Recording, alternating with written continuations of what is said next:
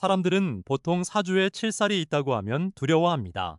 하지만 제가 오랫동안 사주를 공부하면서 느낀 것은 다릅니다.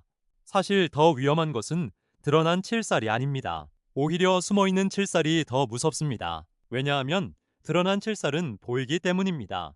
보이는 것은 대비할 수 있습니다. 좋은 운이 오면 힘이 약해질 수도 있고 좋은 기운이 그것을 제어할 수도 있습니다.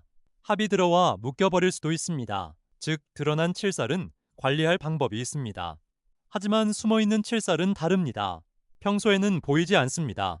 그래서 본인도 모릅니다. 문제가 없는 것처럼 보입니다. 그러다가 어느 날 대운과 세운이 들어오면서 갑자기 깨어나기 시작합니다. 그때부터 예상하지 못했던 일이 생깁니다. 사주에서 중요한 것은 흉살이 있느냐 없느냐가 아닙니다. 그 기운이 움직이고 있느냐입니다.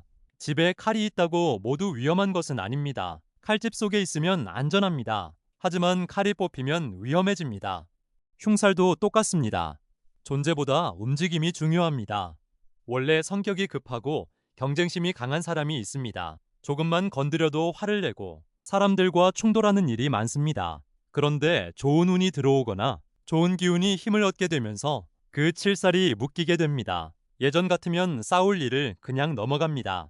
예전 같으면 충돌할 일을 대화로 해결합니다. 원래 있던 공격성이 힘을 쓰지 못하게 된 것입니다. 그래서 삶에 평온함이 찾아옵니다. 이것이 드러난 칠살이 묶이는 모습입니다. 그런데 진짜 문제는 숨어있는 칠살입니다. 평소에는 존재감이 없습니다. 그래서 대부분 있는지도 모릅니다. 하지만 바로 그것이 위험한 이유입니다. 보이는 위험은 대비할 수 있습니다. 하지만 보이지 않는 위험은 준비하기 어렵습니다. 그러다가 어느 날 운이 그것을 깨웁니다. 마치 잠자는 호랑이를 깨우는 것과 같습니다.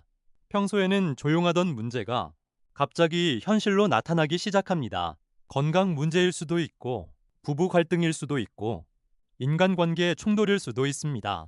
사람들은 갑자기 생긴 일이라고 생각합니다. 하지만 실제로는 그렇지 않습니다. 이미 사주 속에 숨어있던 씨앗이 운을 만나 밖으로 나온 것입니다. 그래서 사주를 볼 때는 눈에 보이는 글자만 봐서는 안 됩니다. 그 안에 숨어있는 지장간까지 살펴야 합니다.